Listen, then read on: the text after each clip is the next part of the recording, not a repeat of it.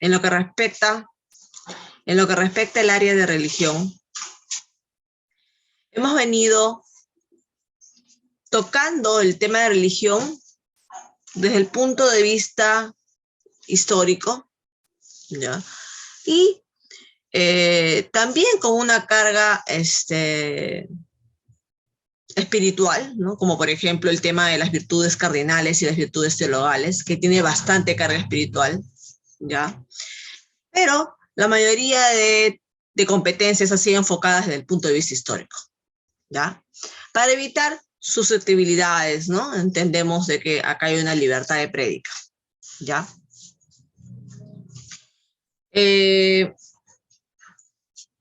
Con respecto justamente a este punto de vista histórico, nosotros aproximadamente en el año 1500, en el siglo XVI, siglo XV aproximadamente, la poderosa Iglesia Católica, porque sí, era poderosa, ¿no? Recuerden que por siglos la Iglesia Católica gobernó al lado del rey. ¿Ya? Así funcionó. Ahora, ¿cómo empieza la historia de la Iglesia Católica?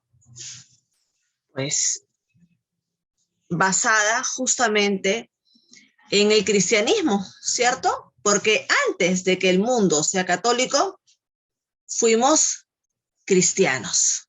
¿Estamos de acuerdo, muchachos? ¿Sí? Leo, ¿estamos de acuerdo? Antes de ser católicos y ya antes que la Iglesia Católica se empodere en el mundo, lo que existió fue el fervor de la cristiandad. El cristianismo nació, ¿no? En la Biblia se relata, en el Antiguo Testamento, jóvenes, ya se relata esa esperanza que tenían los pueblos, los primeros pueblos, ¿ya? Por un Mesías. Ojo, en el Antiguo Testamento, Diego. Es decir, antes que naciera, ¿no? Antes que naciera Jesús, antes que se presentara Jesús en la tierra, ya existía esa creencia de esperar al Mesías. Entonces, ellos esperaban, ojo, o sea, podríamos decir, jóvenes aquí, ya, yo no soy especialista en religión, ¿no? Soy profesora de Ciencias Histórico-Sociales, donde ahí dentro de nuestra formación nos orientan a enseñar filosofía, religión y el área de historia y geografía. Eso está dentro de nuestra formación, pero no soy un especialista en religión. Cosa que sí había un profesor el año pasado especializado en el área de religión, ¿no? Entonces, aclarando eso, ¿no? Yo voy a pecar en decir que el cristianismo ya existía antes que la llegada de Cristo a la tierra. ¿Y por qué voy a atreverme a decir esto? Porque el sentimiento, la esperanza, la idea, no sé cómo lo quieran llamar, convicción, filosofía de repente, de la existencia de un ser que nos venía a salvar, existía. Y lo dice la Biblia. Yo me estoy enfocando en lo que dice la Biblia. En la Biblia ya se mencionaba a un Mesías, a un Cristo. Cuando llega Jesús, jóvenes, cuando llega Jesús se evidencia que es el Hijo de Dios, ¿no? Porque Él se declara Hijo de Dios, ¿no? Y la gente no le cree, pues, ¿no? Gente que le creyó y gente que no le creyó. ¿Por qué? Porque era un harapiento, porque era una persona de imagen humilde, ¿no? Entonces, pues, ¿cómo va a ser él el hijo del rey? ¿Cómo va a ser el hijo de Dios tan haraposo, ¿no? Si para el mundo, para las primeras civilizaciones, ¿no? El rey era siempre una autoridad máxima y tenía que estar con los mejores trajes, y con oro alrededor. Entonces, ¿cómo es que este personaje es hijo de un rey, todo haraposo? ¿No? Es el conflicto de los pueblos. Y ahí intervenía la fe, ¿no? El de creer sin ver. La confianza, el de aceptar que el plan de Dios se había cumplido. Llegó el Mesías. ¿Ok? Dentro de esto es que yo considero, jóvenes, que el cristianismo nace antes de la existencia de Jesús. Acabo de dar mi sustento. ¿Ok? Dejando claro que no soy una especialista en religión, ¿no? Que mi área es ciencias histórico-sociales. Y dentro de eso tengo conocimientos de los hechos históricos en la religión. El cristianismo pasa por diferentes momentos, Diego. El cristianismo llega a su fervor cuando las poblaciones, las multitudes, ¿no?, aceptan a Jesús como el Salvador. Las multitudes llegan al fervor cuando se cumple la palabra de Dios, porque ya en el Antiguo Testamento decía que el Hijo de Dios iba a venir a sufrir en la tierra. Y cuando ven que Jesús está sufriendo en la cruz, dicen, ahí en ese instante, la otra mitad de la población que no creía comenzó a creer. En ese instante, cuando vieron a Jesús sufriendo en la cruz. La población entera del mundo creyó cuando los apóstoles fueron por el mundo predicando que Jesús sabía que cuál es el acto que es entregado a los discípulos y que ellos, ¿no?, se quedan atónitos y dicen, es el Hijo de Dios, el Maestro. ¿Qué les pasa a los apóstoles? ¿Cuál es el hecho que pasa después de la muerte de Jesús en la cruz? ¿Quién me dice? Intentan capturar a los, bueno, capturan a los apóstoles, como que los siguen. Sí, exactamente, Misael. Pero antes de eso, antes de estos acontecimientos de la captura, de la persecución, exactamente, de la muerte, el asesinato de muchos apóstoles, eh, Jesús resucita al tercer día.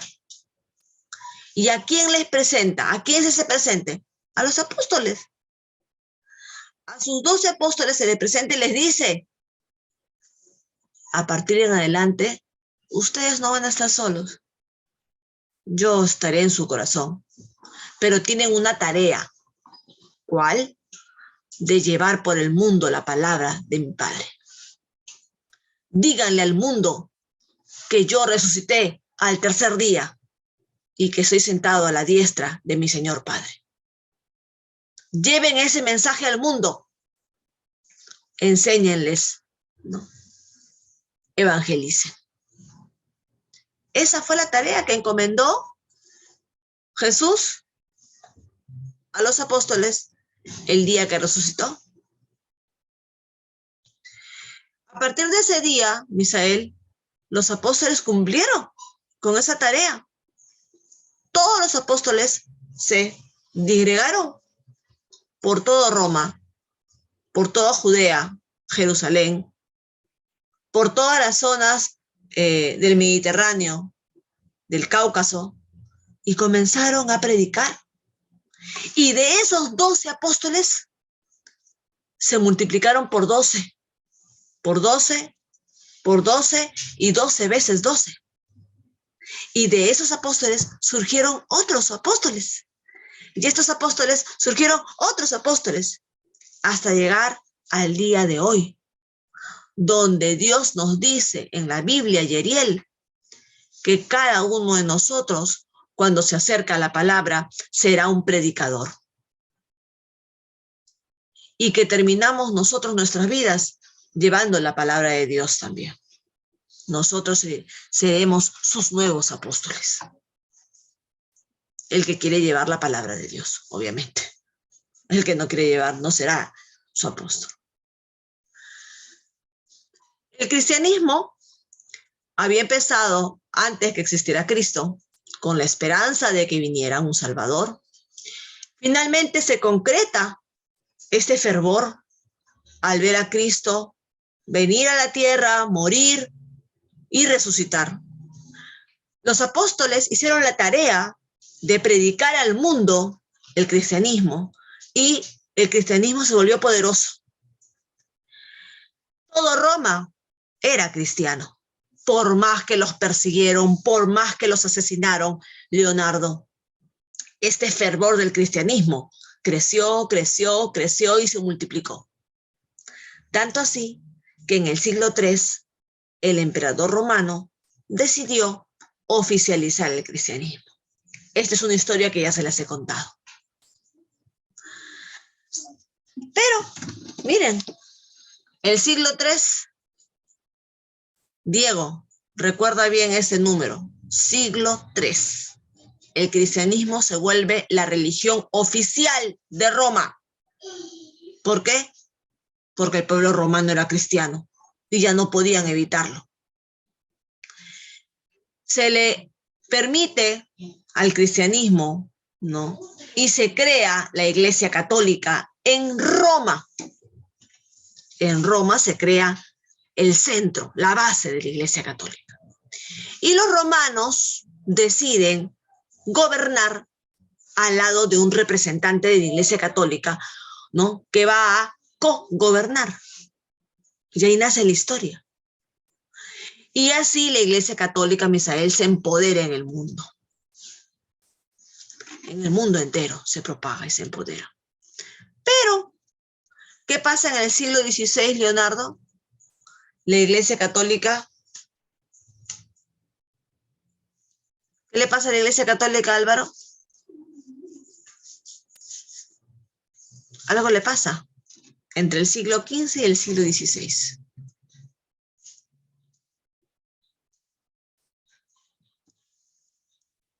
¿Alguien sabe qué le pasa a la Iglesia Católica? Yo se los he contado. Se derrumba por un sismo. ¿Por qué se derrumba? ¿Por qué se divide?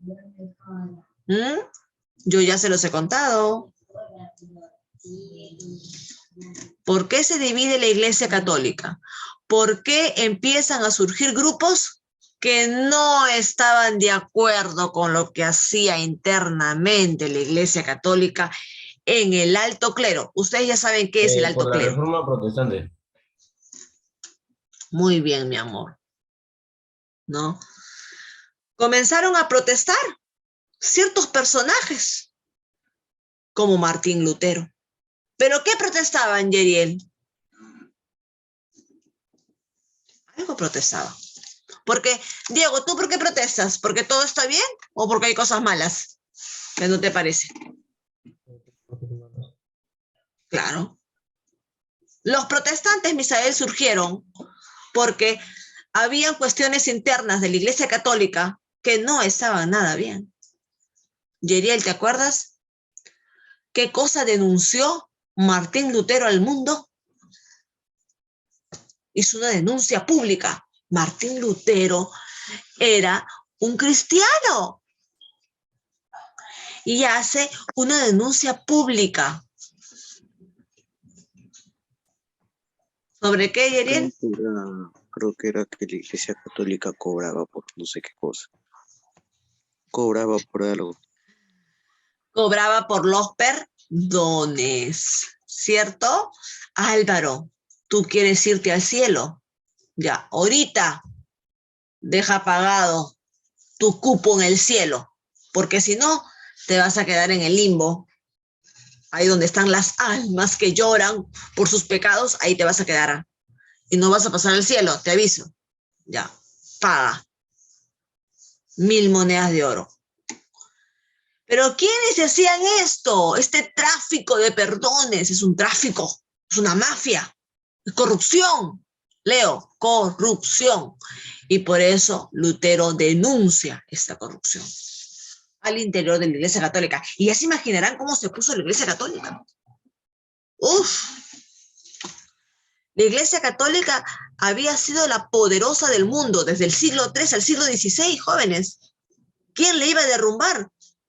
Y vino Lutero y hace una denuncia pública.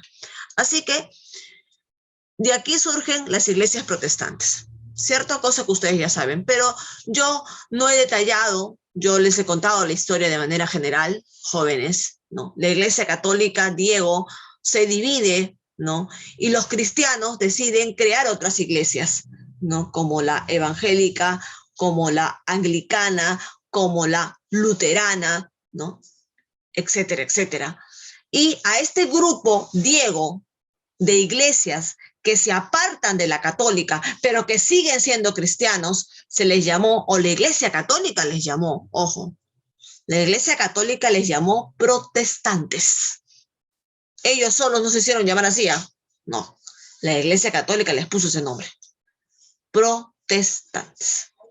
Así que hoy día vamos a ver esa historia, ¿no? De 9 minutos. Ya no voy a hablar más. Ustedes tienen los conocimientos previos. Yo solamente se los he reforzado y vamos a ver esa historia de Martín Lutero y el protestantismo.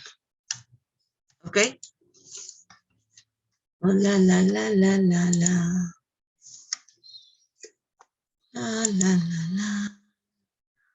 La, la, la, la, la, la. Aleluya. Aleluya, aleluya, aleluya.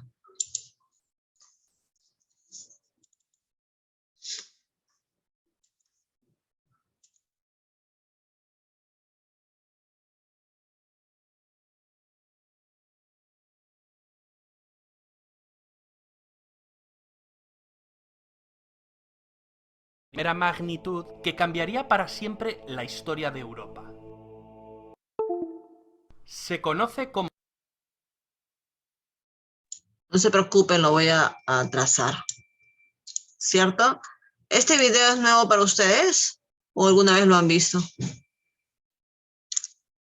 ¿No? ¿Nunca han visto el protestantismo? Ya. Pongan atención a algunos datos que son importantes, ¿ok? Como reforma protestante al movimiento religioso dentro del cristianismo, iniciado en el siglo XVI por un monje alemán, Martín Lutero.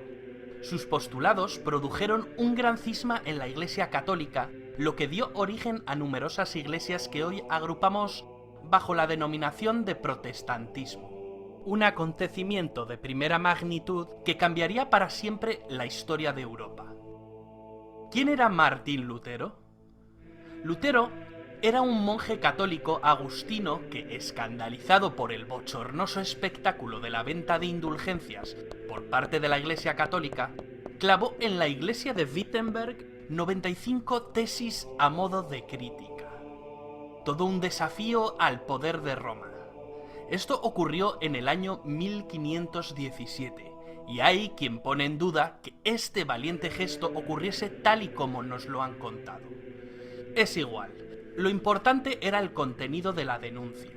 Las 95 tesis eran una serie de proposiciones en forma de queja con el propósito de reformar un aspecto algo turbio de la iglesia de entonces, lo que hoy conoceríamos como un panfleto. Pero, ¿qué era eso de la venta de indulgencias? La doctrina de las indulgencias era un concepto muy asentado en los católicos de entonces, y que reportaba pingües beneficios a la iglesia. Sin ánimo de ofender a nadie, vamos a explicarlo de una manera un tanto ramplona para que se entienda. Vamos a ver. Todos los humanos somos pecadores, y quien esté libre de pecado que tire la primera piedra. Sin embargo, podemos purgar nuestros pecados por medio de la penitencia, es decir, la confesión de esos pecados. La penitencia es uno de los 7 sacramentos. Todo aquello estaba muy bien, pero no todos los pecados conseguían ser purgados en vida, y para eso se inventaron el purgatorio. Un espacio, bueno, no es un espacio físico, sino un estado transitorio entre el mundo de los vivos y el reino de los cielos. Es decir, que antes de entrar en el cielo, tu alma debía pasar un tiempo muy largo purgando todos esos pecados. como una especie de túnel de lavado para descontaminarte antes de que San Pedro te abriese la puerta celestial. El tema del purgatorio debía preocupar bastante a los devotos católicos de la época. El objetivo era el cielo, pero eso de pasarse 30 o 40 años en un espacio de tránsito no físico tenía que ser bastante aburrido. Sin embargo, había una solución: comprar indulgencias. Es decir, a cambio de una cantidad de dinero o de una serie de sacrificios, la Iglesia de Roma te daba un documento acreditando una reducción de años en el purgatorio, pensado para los difuntos familiares que en ese momento estuvieran pasando. Una cuestión creo que no aclaré. Iba a aclararle, creo que me fui, me salí del tema. Estas ventas de indulgencias, esta venta de perdones, fue tramitada por el alto clero, jóvenes, no por el bajo clero. Ahora, la pregunta es, ¿quiénes conforman el alto clero? Porque la iglesia está dividida en dos, hijos, en el alto clero y en el bajo clero. Yo ya les he explicado eso. Quiero que me digan, ¿no?, quiénes componen el alto clero. ¿Qué miembros de la iglesia componen el alto clero? Los obispos. El obispo, el cardenal, el papa. ¿Ok? El papa, los cardenales, los obispos, ¿no?, son aquellas autoridades máximas de la Iglesia Católica. Ellos componían el alto clero. Ya, esta venta de indulgencias, este tráfico, esta mafia, fue manejada por ellos. No estamos hablando por los párrocos de las pequeñas iglesias, de las comunidades, no. Por el bajo clero no, ¿ok? Siempre dejando claro esto, porque no todo en la Iglesia Católica es malo. Al menos en la historia, yo no lo creo, ¿ok? Seguimos. Pasando por el aburrido trance, aunque también podías comprar para ti mismo la expiación de pecados futuros. Esto de la venta, o mejor dicho, tráfico de indulgencias, era algo muy común en la Europa de la época. Por entonces el Papa estaba necesitado de dinero, pues estaba llevando a cabo la construcción de la Basílica de San Pedro. Las indulgencias eran perfectas para recaudar. Un producto muy rentable. Poco coste de producción, no eran más que un papelillo con un sello por el que se pagaba mucho dinero. El coste iba en función de los días, los meses o los años que quisieses restar de purgatorio. Las 95 tesis de Lutero criticaban fuertemente la venta de indulgencias. En 1519, tras la disputa de Leipzig, Lutero declaró lo que acabaría siendo uno de los grandes pilares del protestantismo: la sola escritura. El monje alemán abogaba por volver a los orígenes.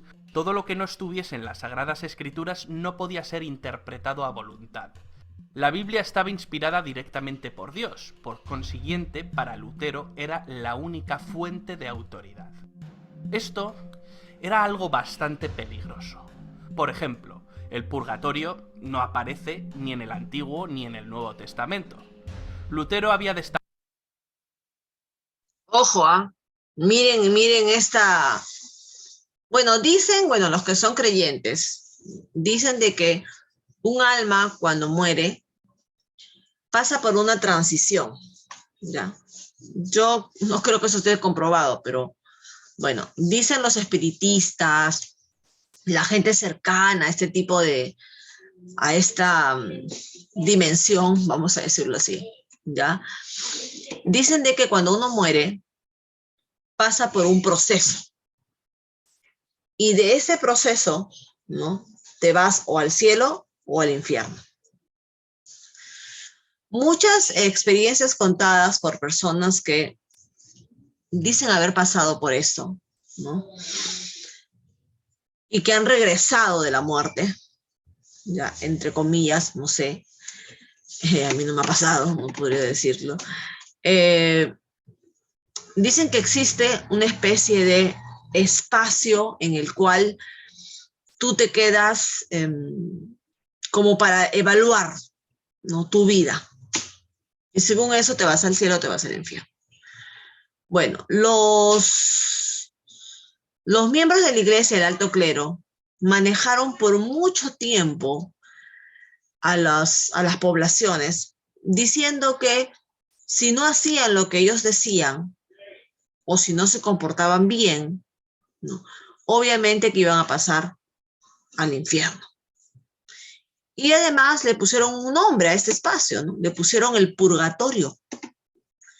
Y este nombre ha sido tomado por muchos, por ejemplo, Frank Kafka, ¿cierto? Frank Kafka, que es un representante del vanguardismo, si no me equivoco. Frank Kafka, en La Metamorfosis, habla del purgatorio. Entonces, el purgatorio se quedó como el nombre de aquel espacio donde las almas sufren, Álvaro, porque están en el aire. No saben si se van a ir al cielo o al infierno. Y dicen, Álvaro, ¿no? Y esto es también sustentado por las creencias de México. En México hay un Día de los Muertos, ¿cierto? Ustedes han visto en la película de Disney, ¿cómo se llama esa película? Coco. Coco, ¿no? ¿Han visto Coco? No.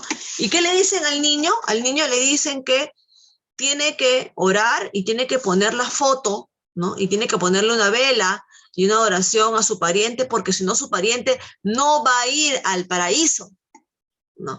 Entonces, y además hacen la personificación, ¿no? Del verdadero abuelo de Coco, que como la familia no lo ha perdonado por X cosas que hizo, nunca le rinden homenaje al abuelo de Coco, ¿no? Ni siquiera ponen la foto.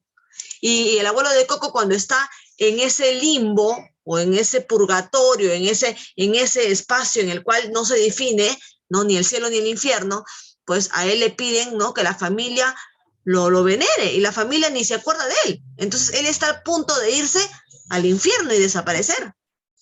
Imagínense, o sea, ya la cuestión del purgatorio, pues obviamente que ha sido bastante sustentado, ¿no? Y utilizado por gente en obras literarias, en películas, ¿no? Y creo que ya hoy en día los que creemos tenemos un poquito de ese pensamiento, ¿no?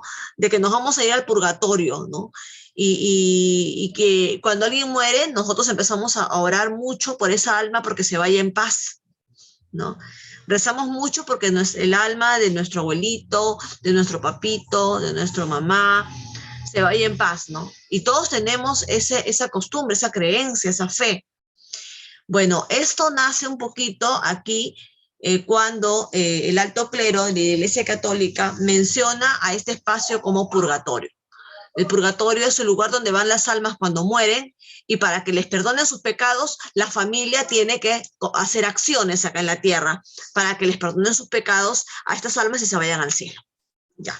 Entonces el alto clero decía, ya, para que le perdonen tus pecados a tu papá, a tu mamá, a tu abuelo, qué sé yo, no, tienes que pagar tantas monedas de oro. Ahora pregunta, Álvaro, ¿quiénes estarían involucrados? ¿Cuáles eran las familias, crees tú, que compraban perdones?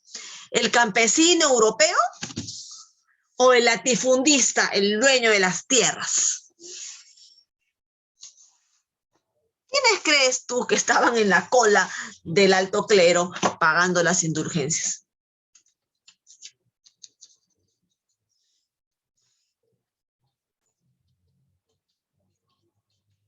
¿Serían los campesinos? ¿Sí? Yeriel, ¿tú qué opinas? ¿No? ¿Cierto? ¿Quiénes querían asegurarse el cielo y comprar el cielo? ¿Quiénes serían, Andrew? Los latifundistas. Los latifundistas, chicos. Ellos, los reyes, los monarcas. Los latifundistas eran los dueños de tierras que en algún momento en Europa tuvieron, ustedes también saben esa historia, en algún momento en Europa tuvieron poder y se pelearon por el poder con el rey, ¿no? Bueno, ellos los que manejaban el poder eran los que hacían las colas en la base romana, ¿no? En el Vaticano, para pedir las famosas indulgencias. Y es más, ya no esperaban ni a morir, Misael. sino que antes de morir, Misael, ya estás pagando para tu espacio en el cielo. O sea, esa idea totalmente equivocada, ¿no? Y eso le molestó mucho a Martín Lutero, ¿no? Que negocien con algo que en la Biblia no se mencionaba, que el cristianismo no defendía. Entonces, por eso es que Martín Lutero hace esta denuncia pública. Seguimos entonces, seguimos.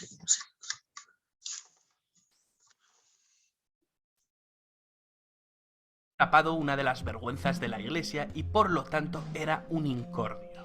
Que no una gran preocupación, pues la herejía no era nada nuevo en el seno de la Iglesia. Aún así, en 1521, el Papa de Roma publicó la bula Decet Romanum Pontificem, excomulgando a Lutero. Incluso ese mismo año, el emperador del Sacro Imperio Romano Germánico, Carlos V, le llamó al orden. Y nada, no hubo manera de meterle en vereda. Para los católicos, Lutero era un hereje, un delincuente. Por ello se prohibió la lectura y posesión de sus escritos. Todo esto lo que hizo es darle más publicidad al monje alemán. La batalla estaba servida, y Lutero supo manejarse muy bien con la propaganda. Otro alemán, Johannes Gutenberg, había inventado la imprenta unos años antes. La imprenta fue el gran aliado para difundir las ideas de Lutero y para poner a caldo a la Iglesia católica. Las palabras de Lutero recorrerían Europa y surgieron otras voces contestatarias. Zuinglio, Calvino, incluso el monarca inglés Enrique VIII aprovecharía para separarse de Roma y crear su propia iglesia, la Iglesia Anglicana. Tras la Dieta de Worms, los agentes de un príncipe alemán, Federico de Sajonia, capturaron a Lutero y lo refugiaron en el castillo de Wartburg. Querían protegerle. Durante estos años, Lutero traduciría la Biblia al alemán y desarrollaría su doctrina reformista. Este episodio es fundamental, pues para el príncipe alemán era muy importante tener a Lutero de su parte. Lutero era una herramienta muy necesaria y codiciada para desencadenar ese enfrentamiento entre las oligarquías alemanas y el emperador. Algunos príncipes alemanes no creían en el proyecto europeo y cristiano del emperador. Ahí está. ¿Qué pasa en Europa? Es algo que también les he comentado, ¿no? Existe una rivalidad de poderes, Misael, si se acuerdan. Aproximadamente en esos mismos siglos, ¿no? El señor feudal, el señor que se posesionó de tierras, ¿no? Este señor se capitalizó, se creó el capitalismo un siglo después nada más, ¿no? Gente adinerada, ojo, gente adinerada, que va a formar parte de la oligarquía europea, que no eran de sangre azul, ojo. Una cosa son los monarcas, Diego, el rey, ¿no? Que tiene una descendencia adinerada, ¿no? Y viene de una sangre azul especial.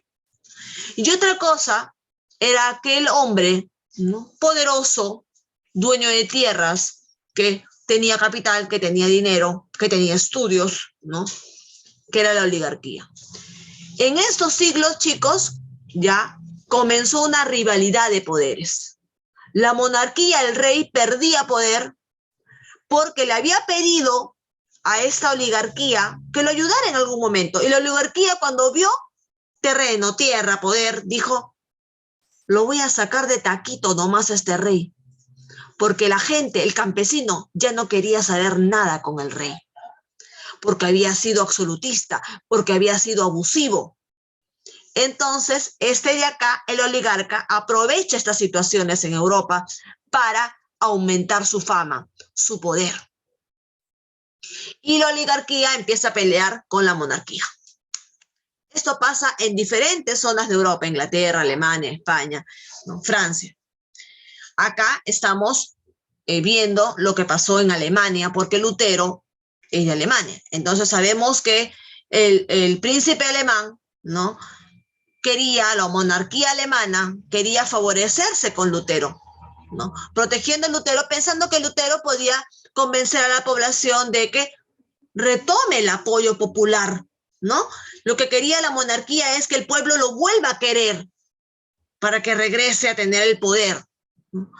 Sin embargo, por otro lado, la oligarquía, ¿no? Los capitalistas, los adinerados, pues perseguían a Lutero, ¿no? Y se da la situación que a Lutero lo vuelven más famoso que nunca, ¿no? Más que el TikToker. ¿Ok, chicos? ¿Entienden la situación? Ya vamos a terminar el video. Emperador Carlos V, no porque no fuera una buena idea, sino porque podía poner en peligro sus cuotas de poder. El material de Lutero, con su confrontación religiosa, era un material perfecto para encender la llama de una cruenta guerra. Y así se hizo, se sacudió el tablero y todos empezaron a mover ficha. Cualquier excusa es buena para iniciar una guerra, y en esta ocasión la excusa fue la religión. La Iglesia católica quedaba rota y la unificación alemana quedaba enquistada. Y mientras en Europa los países en guerra avanzaban hacia el Estado moderno centralizado, Alemania se disgregaba en diferentes poderes locales, alargando de manera anómala el sistema feudal. Tras una serie de guerras, ese pulso entre Lutero y el emperador, se puede decir que lo ganó Lutero. En 1555 se firmó la Paz de Augsburgo. El imperio de Carlos V quedaba dividido en dos confesiones cristianas, luteranos y católicos. Los príncipes alemanes... Este es el fin, jóvenes. Solamente quiero decirles que este problema religioso que lo inició Lutero bajo un derecho a denunciar, se volvió político y aprovechado por esta pelea de poderes entre la oligarquía y la monarquía alemana y de toda Europa. Finalmente, el luteranismo